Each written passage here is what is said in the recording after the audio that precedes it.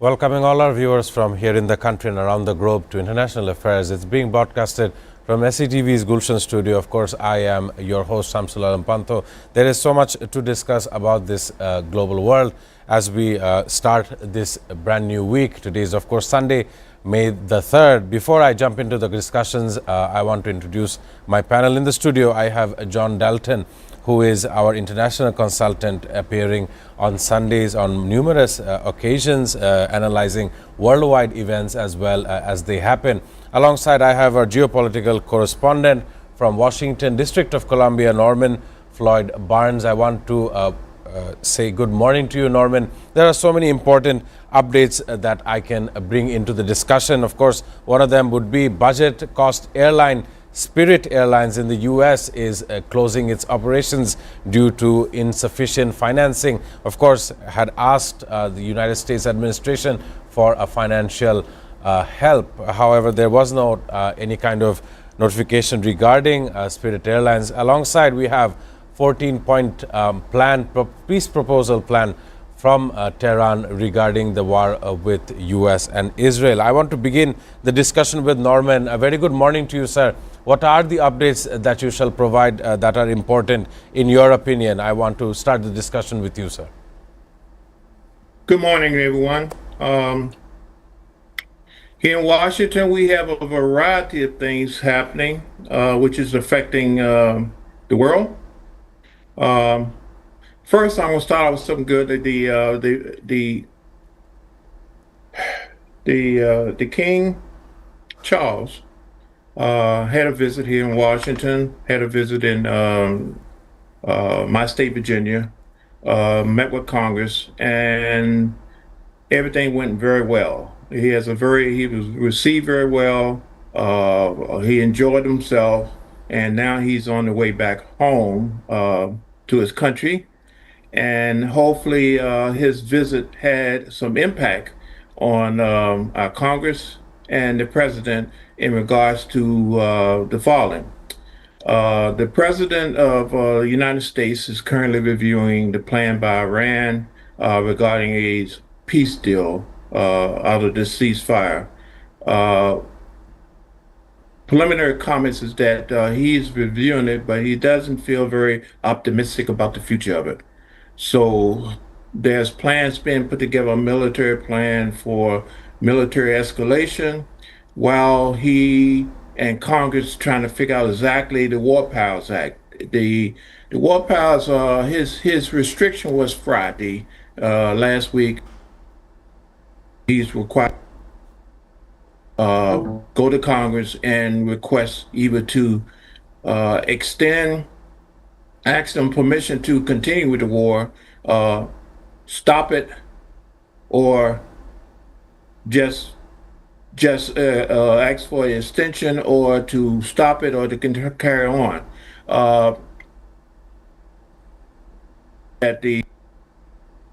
We are no longer in aggressions with the country. We're not in a state of war. So he believed that the country do not have to get a permission from Congress, because in this term, the ceasefire constitutes no military action. So no military action in his term means that we are not in a state of war. So right now the controversy is that what is the definition of this ceasefire? Does it apply to the situation regarding war, or we're going to start a whole new cycle again? He has indicated that there will be a possible extension on the military action as a result of the peace talks are not come to his.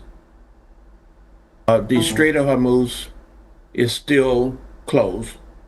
It is causing global impact. Everything from we talk about jet fuel. Jet fuel is the first victim right now is a airline called Spirit Airline, the United States, a low-cost airline that comes out of Florida. It has shut down, meaning thousands of would-be passengers are stranded. Even the employees and pilots, they have to find ways to get back to their home base. and there is no relief from the government on this. So we have a major airline shut down, one already, and also I'm hearing from the in Europe and UK, they're now talking about rationing jet fuel, meaning flights will have to combine passengers to save fuel, meaning that you may be on one airline and because of the route going to multiple planes going to let's say Berlin, the plane maybe not be full on your schedule, but they will change your time at the airline's discretion to put you on a plane to conserve fuel. This is going to cause much confusion. We're getting to the holiday season in the United States, and we will probably see the same thing happen here in the United States. They will be putting people like herds of cattle onto a flight to fill it up just because there's no fuel. There's not enough fuel to justify sending a half-empty plane on a location. Other locations will be moved, cut off if there's not enough people to justify it. So this whole situation with Iran and the United States and this war is affecting everything around the world. Also stated because of that, Germany. Right. The president has stated because of his indifference with the German government, he is removing 5,000 soldiers from Germany. Presently, we have 40,000 soldiers sitting in Germany, which is the highest amount. And there's still talk about what is our purpose with NATO? Do we continue? Do we not? Whatever. So now Europe has a situation, NATO has a situation. They have to figure out how do we move forward without the particular participation of the United States. And so that is very concerning as we move forward. So once again, the situation here is that everything is a state of confusion. Gas prices are going up. I can tell you myself, I looked at my gas station locally, it went up 19 cents a gallon. So it's up to 4.25 right now as of this weekend. So we're getting into the holiday weekend coming up, Memorial Day is the end of the month. Then we got next month following, we have the World Cup. So everything is going up and we don't see any type of relief coming up, no solutions, no letdown, whatever. So we are now ready for what I call a hot summer. Thank you. Hot mess. Right. I want to. Hot summer. Right. That was a very beautiful beginning to the program, beginning to the discussion by Norman Floyd. Of course, touching on various domestic issues such as the lack of having jet fuel and lack of having that kind of supplies readily available. Whereas we see some comments coming from or between the German Chancellor Friedrich Merz as well as US President Donald Trump. It has prompted Donald Trump to reduce 5,000 troops more on. However, Spirit Airlines going down in a halting of operations, an issue I want to ask John Dalton here in the studio. Back in the day, I think it was in the 80s or the 90s, that there was a Trump airline that also went bankrupt back in the day, belonging to the now US president. I want to ask you, sir, how do you see this situation unfolding? Because it is, of course, not a good thing to have an airline go down like this in an open market situation. And to think of it, House Democrats did question Pete Hegseth, Secretary of War, regarding what would be the outcomes of disarming Iran and how would that be beneficial back to the US taxpayers. You know, that's a very big discussion open for everyone to understand and see. How would you value this as it's going in? Well, it's kind of like the canary in the coal mine. And the fact that the Spirit went down indicates a much broader danger, a much broader problem. Of course, as Norman has indicated, people are disadvantaged. Passengers are not going to be able to go get their assigned flights. Pilots and crew are like stranded and stuck. This is a low-cost airline, but it's provided a useful purpose.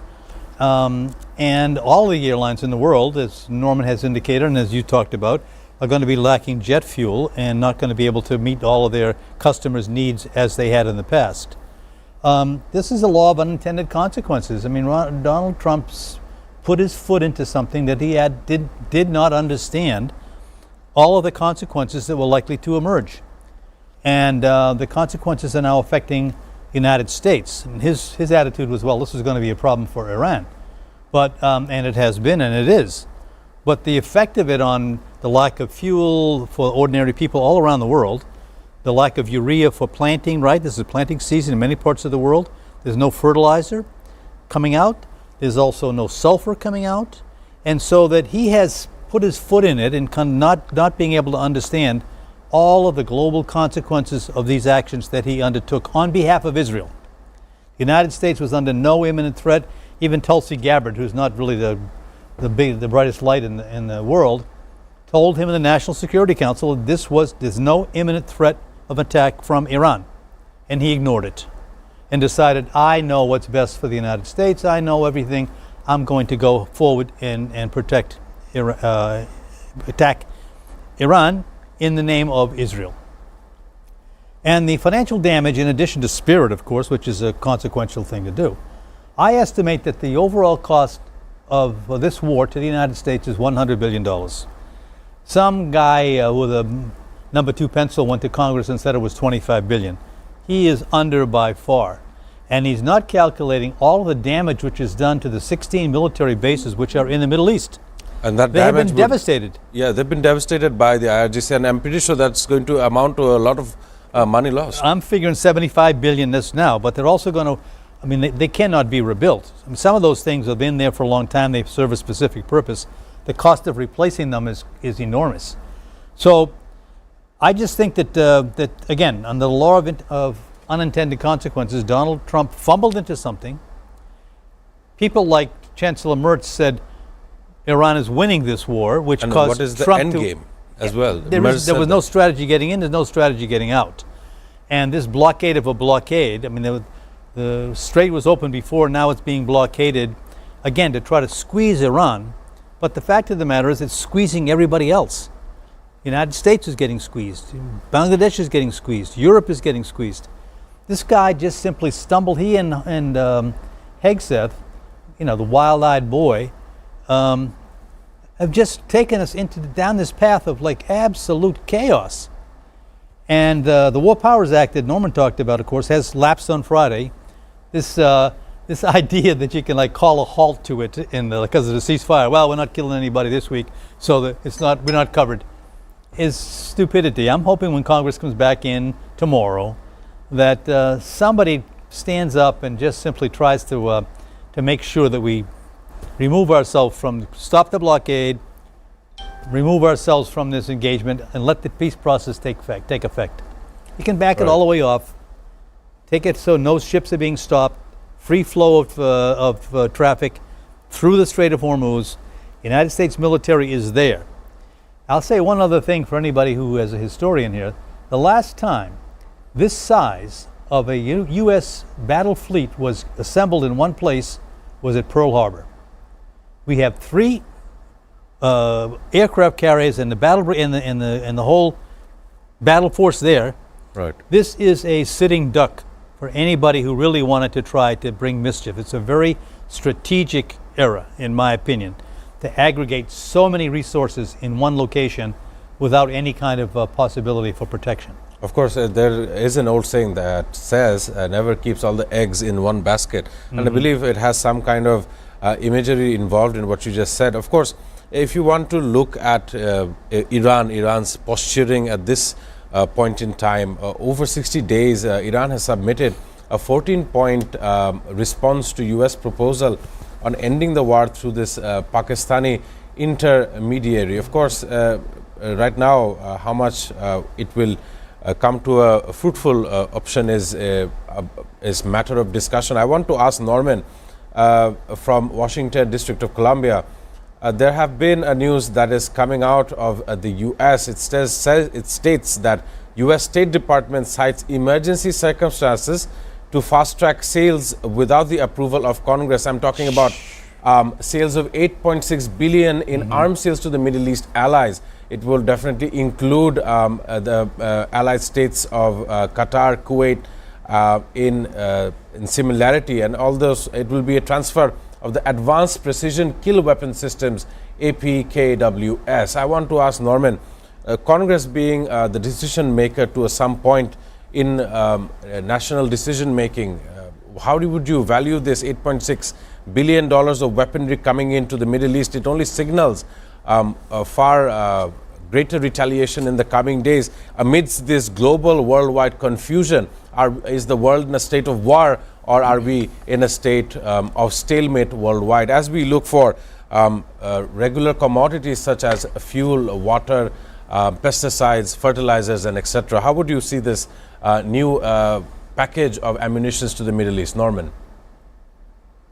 Thank you for the question. But what my assessment is, with this swift movement for a large sale like this, indicates that there's problems in the House.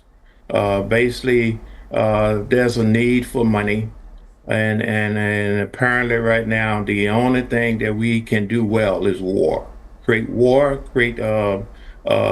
ammunition, create weapons, create war, create conflict.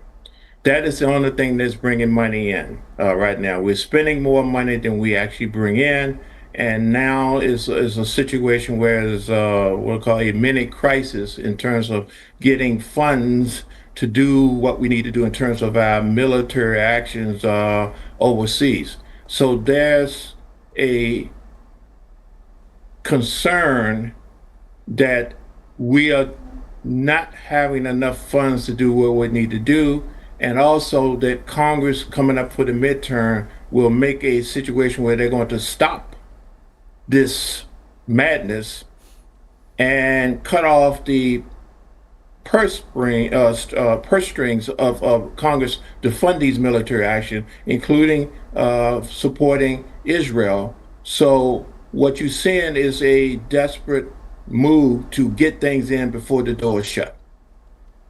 Right. Very importantly stated by Norman Floyd Barnes. Amidst all of this, there is an American national debt of $3.6 trillion as far as I remember. Ladies and gentlemen, it's time to take a short break. However, afterwards, we will discuss the relationships between the U.S. as well as its allies. I'm, of course, talking about Europe. Ladies and gentlemen, do stay tuned.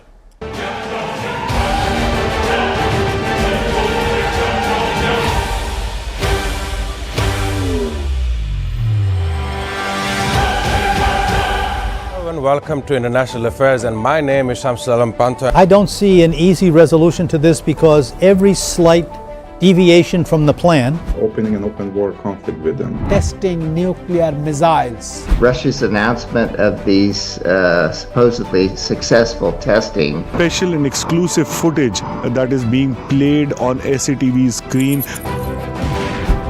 Really coming to terms with Hamas. Damage estimated between this entire issue. President Trump is expected to hold bilateral talks. preserving biodiversity and tackling climate change. We cannot protect the planet before we negotiate peace.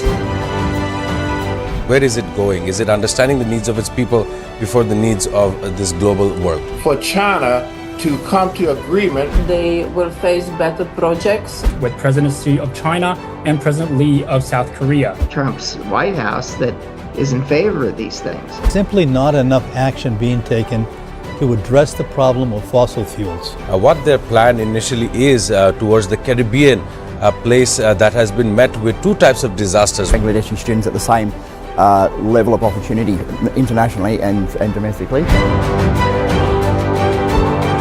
International Affairs. Watch every Sunday to Thursday at 2 p.m. only on SATV and SATV Digital.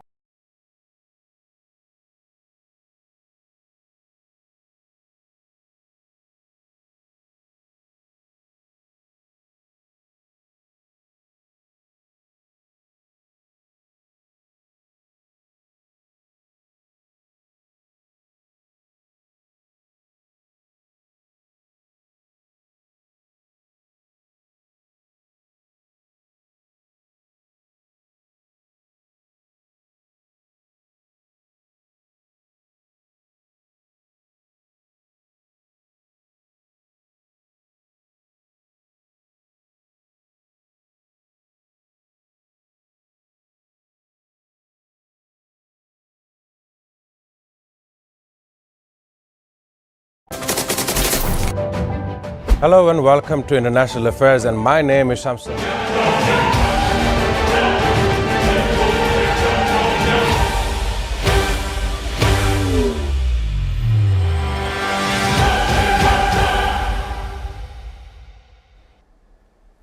Ladies and gentlemen, welcoming you all back on International Affairs. Today I'm joined in the studio with John Dalton, and across Zoom from Washington, District of Columbia, we have Norman Floyd Barnes. Now, I was thinking about talking about this very topic regarding the relationship between the United States of America and some of the allied nations in Europe. It is important to talk about the story as we see it deteriorating over several months. One can be instance regarding the Christian faith and regarding comments coming from Italy regarding some of the violations that has happened in Jerusalem, the holy town. Of course, we see Pedro Sanchez, the leader of Spain, vocally talking about the violations that Israel carries. And of course, in the latest round over the weekend, we've seen comments from Friedrich Merz and as well as US President Donald Trump. There is a news that states that US President Donald Trump shall raise the US tariffs on EU-produced cars to 25%. And of course, one cannot forget about Greenland that happened just beginning of this year as well, in which the Danish parliament as well regarded Donald Trump's remarks regarding Greenland as a violation of international laws. I want to ask this question to Norman Floyd Barnes. We seem to have a pattern regarding this kind of commentary between US and some of the nations in European Union, as I've mentioned out. I want to ask you this very question. The deterioration of ties, do you think it will be coming about, especially because world trade is impacted? The Strait of Hormuz, even though it's geographically and physically open, it is blockaded by military assets, and that is how this economic strain is growing. It is growing to the point where even European Union is now trying to understand how far or how long this will drag along. I want to know how you felt. Do you think a deterioration is in the cards in the coming days? Norman. My response is, what you're talking about coming, the deterioration is already in effect. It's happening all over the place. Countries are now, particularly in Europe, we have also additional comments from the president's office that any country that engage in paying with cash, cryptocurrency, gifts, donations, whatever, for passage through the strait, he's going to have severe punishment for them in terms of fines, in terms of sanctions, in terms of relationships. However, as we see, the countries need this energy. They need these resources. So they are going to do anything necessary to ensure that they have food, water, and shelter, and energy. So they're going to do these things. They're going to make these deals.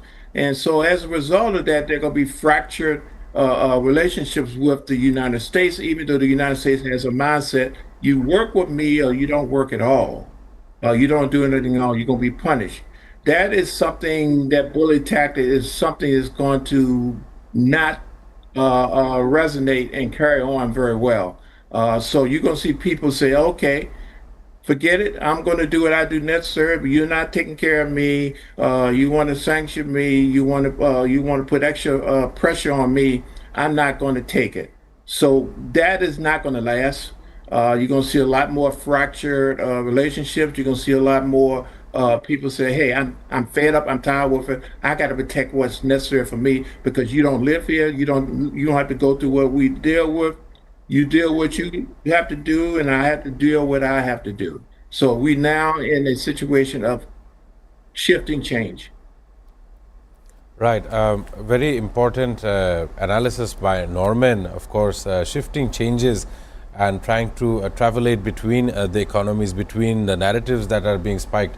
Of course, today is World Press Freedom Day. More on that later. But Donald Trump did tell off German Chancellor Friedrich Merz to focus on ending the Ukraine war instead of interfering on Iran. Of course, Germany would likely be hit by a sharp vehicle tariff as it is responsible significant amount of EU auto exports. There is a US domestic market inside America as well. Just a comment. The world is currently looking for alternative energy sources away from the fossil fuels, trying to focus either on solar and renewable energy because of the increasing demand of populations and households worldwide. How would you analyze this era as well? Because we see the UAE moving out of the OPEC coalition of oil exporting nations, and UAE being one of the top three in that organization itself. It definitely signals a tougher time in the quarters coming up in the rest of the year. Let's separate those two out for a second, huh? I think that the world, because of this event, and as I said many, many times, I don't think people are spending enough time focusing on fossil fuels and what's happening with fossil fuels. But I think there'll be a transformation in terms of how people source energy, how countries source energy. Solar is obviously a key component of many, many countries. They're developing it more and more. It's the fastest growing source of energy in the world. I think that people will adjust to it. Electric vehicles, EVs, are now sort of becoming much more common in being purchased around the world. Again, trying to break away from the stranglehold that the oil industry has had on all aspects of domestic and foreign affairs. And they have massive influence on countries and the way countries respond. So I think that is going to change because wasn't planned, but it's a direct consequence of this, showing people what happens when fossil fuels is cut off. It's the cheapest form, but solar over time can pay for itself. And so I believe that many, many countries are going to go for large-scale solar installations. We have some solar here, irrigation. Yeah, in Bangladesh as well. And some people are buying solar. The panels, if you have to buy first quality panels to make it work, or otherwise it's going to be only for 1 year, which is a tradition here. But anyway, I think there's going to be a huge transformation to solar energy, and that's great. Now the UAE thing, these guys are mischief makers. That the United Arab Emirates, they're always in the middle of some stuff. They're funding rebels in Sudan. They're funding rebels in Yemen. They break away so that they can basically have access to the sea for themselves. And as you pointed out, they're one of the three biggest parts of OPEC. And so they're looking for some sort of independence. They are probably in a cluster with the United States more than sort of some of the other countries. So let's say Saudi Arabia, UAE, the United States kind of in that zone. They're trying to find their own sort of peace in some way. And they may well. OPEC has now been in existence for 70-odd years? Yes. It served its purpose. But when you regulate a market like that, I think that Norman and I and you have all said one thing. There are no such things as these regional bodies anymore. There are no such things as allies. It's only interests. People have interests, not allies. People want to be on their own, seeking their own destiny and providing for themselves. So this is just an example of someone saying, well, I'm not going to have my economic and financial interest tied up with an organization that I support, but which is controlling the amount of oil I can produce, what I can use for my own consumption, what I can sell. So it's a natural breakaway. Now, what happens to OPEC? If Saudi breaks out as well, then I think that it's pretty much a done deal for OPEC and OPEC Plus. Of course, given the backdrop of the warlike situation that we've seen for 62 days, a nation like UAE stepping out of OPEC, and on the other side, there is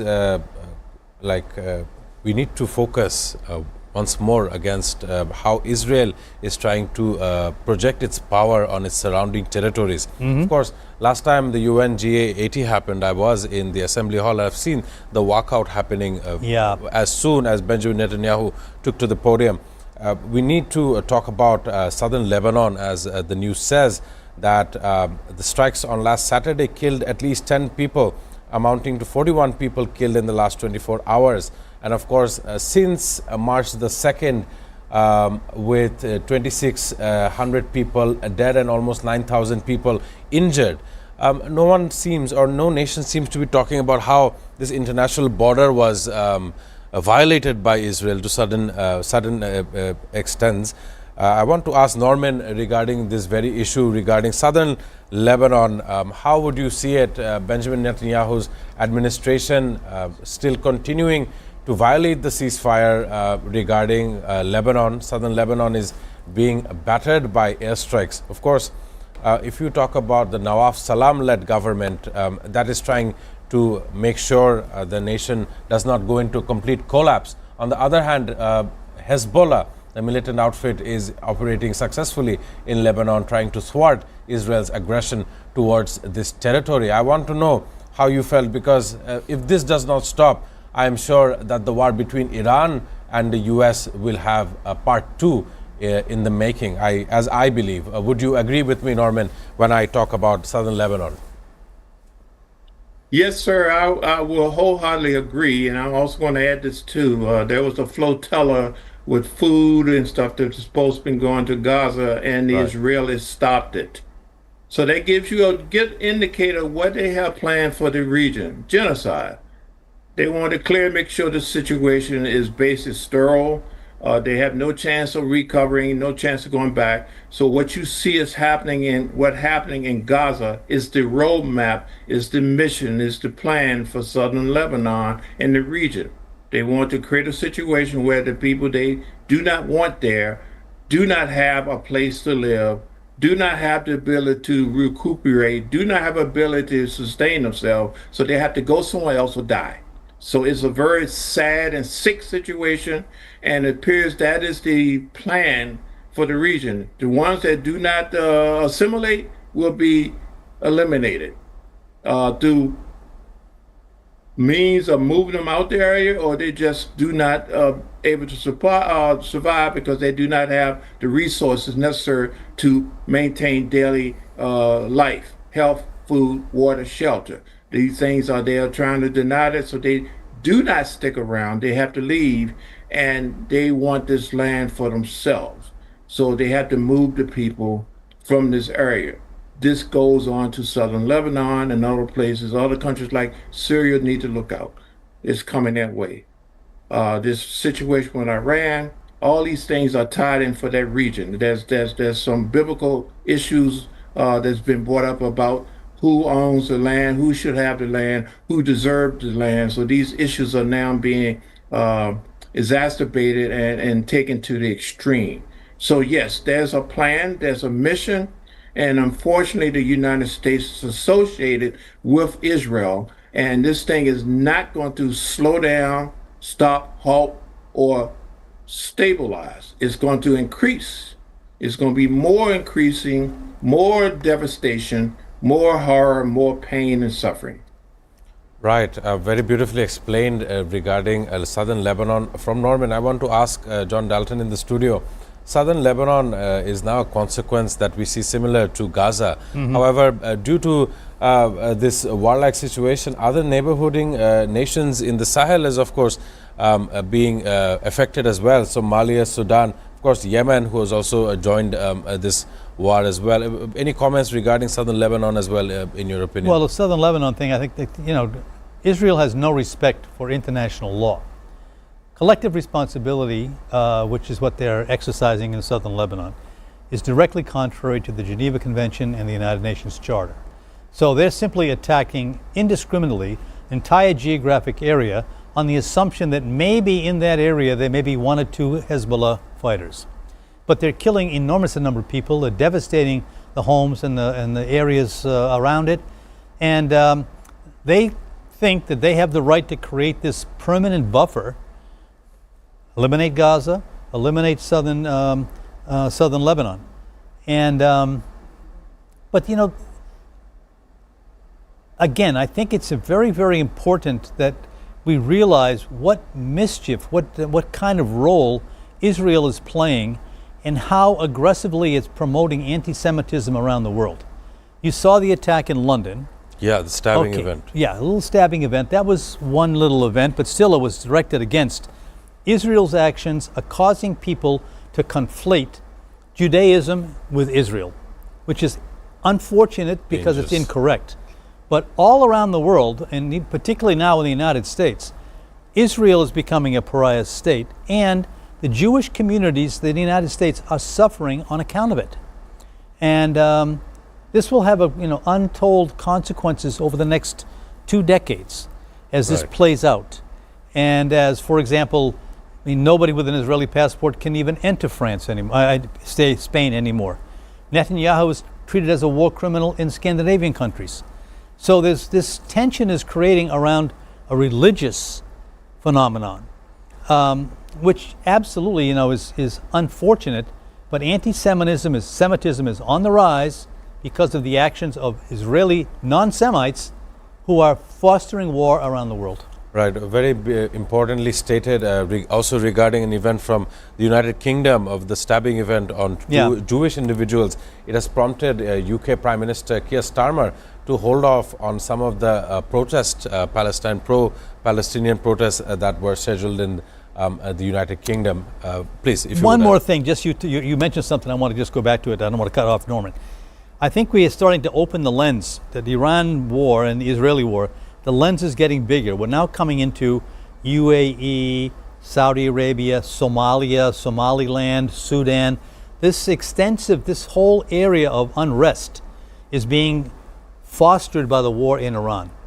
And it's stretching. The lens is now much, much bigger in terms of the area of the world which is under distress. And it's all on account of this initial attack on Iran and the unintended consequences that Trump could not predict. Right, very beautifully stated, importantly stated as well, how these issues are now expanding its territory far beyond the Middle East. Ladies and gentlemen, thanking you all for staying tuned. However, we're going into a short commercial break. Afterwards, we discuss some of the effects that we see here out in our region as well. Do stay tuned.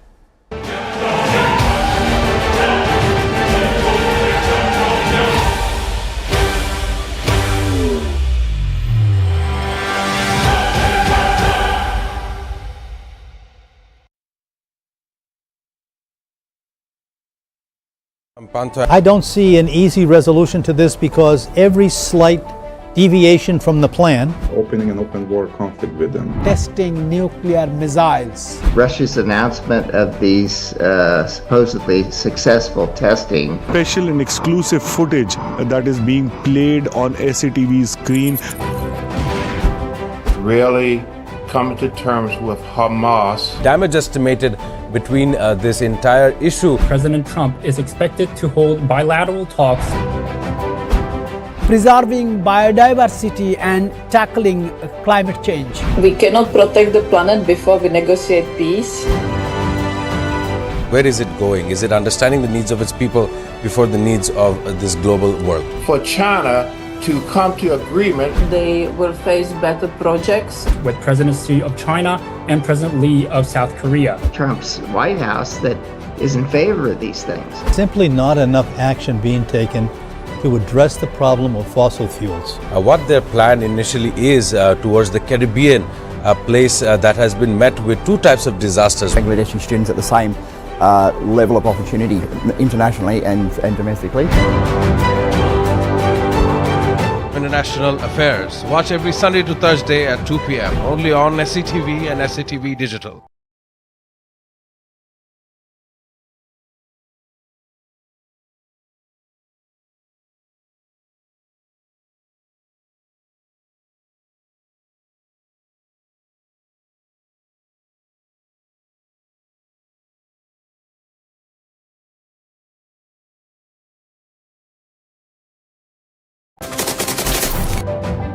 Hello and welcome to International Affairs, and my name is Shamsul Panto. I don't see an easy resolution to this because every slight deviation from the plan, Opening an open war conflict with them. Testing nuclear missiles, Russia's announcement of these supposedly successful testing, Special and exclusive footage that is being played on SATV screen. really coming to terms with Hamas.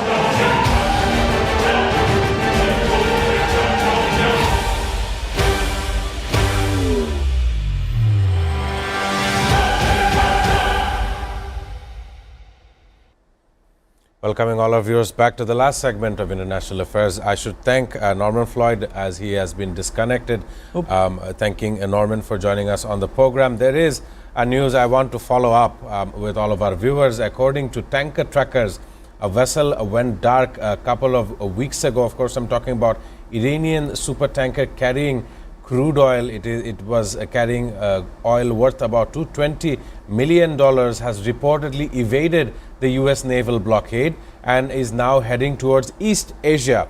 Of course, the tracking signal was last spotted in Sri Lanka before moving through Indonesia's Lombok Strait. So ship did go by even while the U.S. blockade has been initiated. I want to talk regarding this with John Dalton in the studio.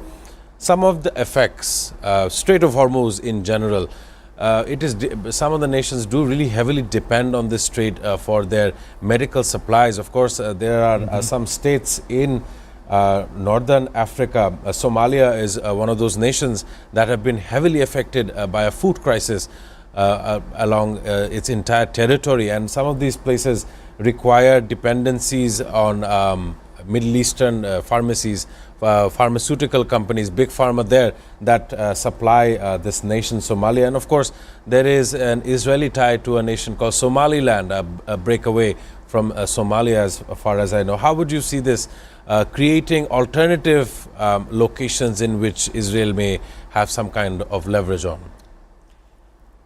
Yeah, let me go back to the medicine part first. You know, there are some chemical reagents that go to many countries that are used in the production of medicine. So they're not a finished product coming out, but the chemical reagents are shipped through the Strait of Hormuz to a lot of countries to be able to manufacture the pills that we take every day. Right. And whether this is for asthma or whatever, but the chemical reagent comes through the Strait of Hormuz and is taken to many countries. Now, Somalia is a wild card. Somalia and its location, if any of you want to look at the Horn of Africa, I mean, Somalia has been a mess for years. It has had breakaway republics, Puntland, Jubaland, and Somaliland. Somaliland is now recognized by Israel as an independent area. It's directly opposite Yemen. It is right on the way that people would go through and get up into the Suez Canal. If they were to put a military installation there, it would have enormous geopolitical implications in terms of how Israel intends to protect its interests in the sea. You know, they're in the Mediterranean. They had no access to Strait of Hormuz or the Arabian Sea or the Gulf. No, they don't have any contact there. But by going in and putting some specific relationship with Somaliland, this can create a situation where they have some control. And it's a situation that needs to be watched very carefully. But Somalia's government was under a temporary agreement by all of the parties that they would try this unitary government, bring everybody together. That agreement ceases to exist this week, right, which means that they could all break apart. And as you point out, they are very much dependent on medicine, on food, on other things coming in. Donors have tried to help Somalia come in. I mean, the EU has been in there helping. FCDO has been in there helping. I think the US was, when USAID was there, they were helping as well, trying to put the pieces together. Right. But the natural inclination of all these tribal countries is to break apart. I mean, the Somaliland people have more relationship with Ethiopians in the Somalia region of Ethiopia than they do with Mogadishu. So that area is just a very tribal, old African area that, if it were to break up, could have enormous implications in terms of shipping, and Al-Shabaab would come back into the news. And so we have to watch that for the next couple of weeks. What is happening in Somalia that can have an effect on these other issues that are appearing before us?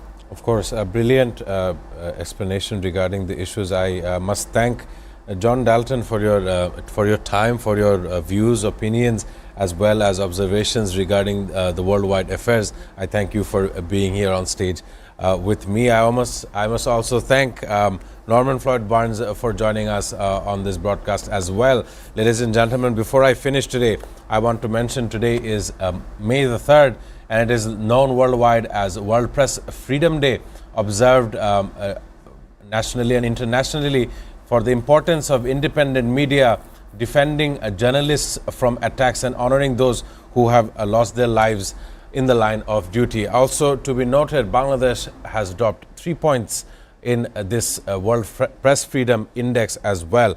With that being said, I want to sign off on international affairs. I shall see you all on tomorrow's program.